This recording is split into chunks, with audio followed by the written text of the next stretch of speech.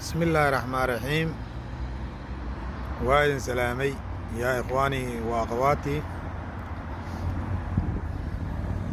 walaalaha Soomaaliyeed.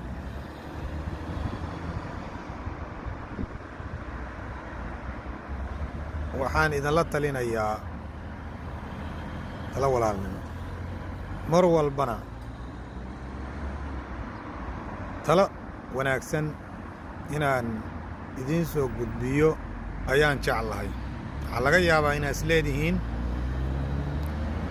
ama hadalkayga ay qaar badan u arkaan waxaan macno lahayn, laakiin qofkii kaa naxaya wanaag kula raba unbaa ku waaniya.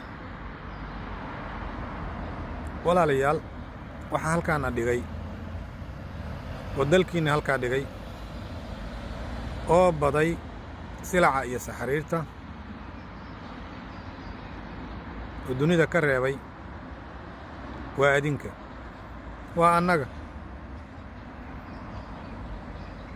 sida aan nahay ilaaha naga dhigin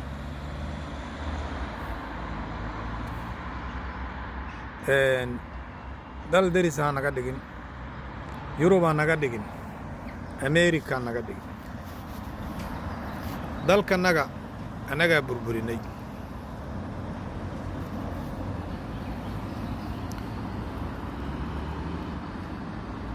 annagaa halkaas dhignay. ما أصابكم من مصيبة فبما كسبت أيديكم ويعفو عن كثير. waxa dhibaato idinku dhacday ilaahay wuxuu aayad quraan ku leeyahay xaq haddii aad rumaysantihiin aayadihiisa wixii dhibaato idinku dhaca oo burbura oo cabsiya oo dembi ah oo hoos u dhaca oo dawlad la'aan ah oo dhibaato ah gaajo ah oo waxa idinku gacantiina aad ku kaysateen waa ciqaab adinka aad mudateen oo gacnihiina aad ku kaysateen weeyaan.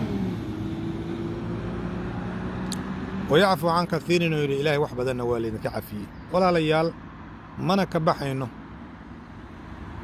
ilaa waxa aan ku jirno iyo dadka aan madaxda ka dhiganayno aan iska beddelno,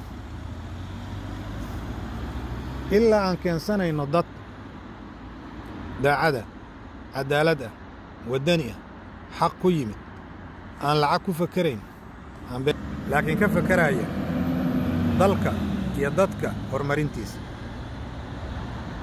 wanaag ka fakeraya, musuq iyo qabyaalad aan ku shaqayn. bal u eega, u fiirsada dalkiinna dawladda oo dad waxbarasho caafimaada la haysto iyo caafimaad iyo wax walba, nabad, dawladnimo, qadarin adduunka lagu leeyahay, annagaa burburin. qabiil iyo jamahado ayaa loo sacabatumay, waa la soo dhoweeyey, dalkiyaa la burburiyey, wax kasta waa la burburiyey. maxaan ka faa'iidnay?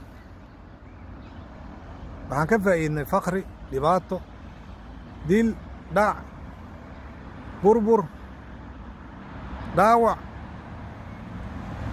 waxaan la koobi karin oo dhibaato ah, mugdi, dalkii oo kharrimay, dalkii oo dunida ka haray, qaxooti, qax, inaan adduunka dawarsanno oo dalalkii intaan dalxiiska iyo waxbarashada iyo shaqada ku imaanna aan ka noqon jirnay ayayaan tugsanaynaa maanta. dalalkii naga liitay oo sadaqada iyo sekada loo aruuri jiray sida imaaraadka iyo waddamadan khaliijka, maanta waa aragta annagiya tuugsanayna. madaxdanadii u taliyaan waxay rabaan naga sameeyaan dalkanagiisaa ka dhigay. walaalayaal Soomaali, talada adigaa ku nool, ayaga kuguma noola. wadakir fa ina adikra tanfacu lmu'miniina ilaahi.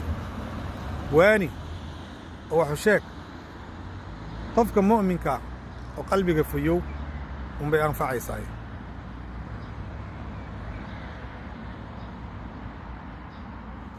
qaabta aad ku nooshihiin haddii aad ku qanacsan tihiin oo idinla wanaagsan tahay oo intiinna badan aad sax u aragtaan waa sheegi kartaan. laakiin haddaadna ku qanacsanayn oo aad og tihiin in xaalka dalkana uu ku sugan yahay aysan sax ahayn oo dhibaato ku jirno seen uga baxayna waxaan uga bixi karnaa inaan dib u noqonno dalkaana aan u dooranno madax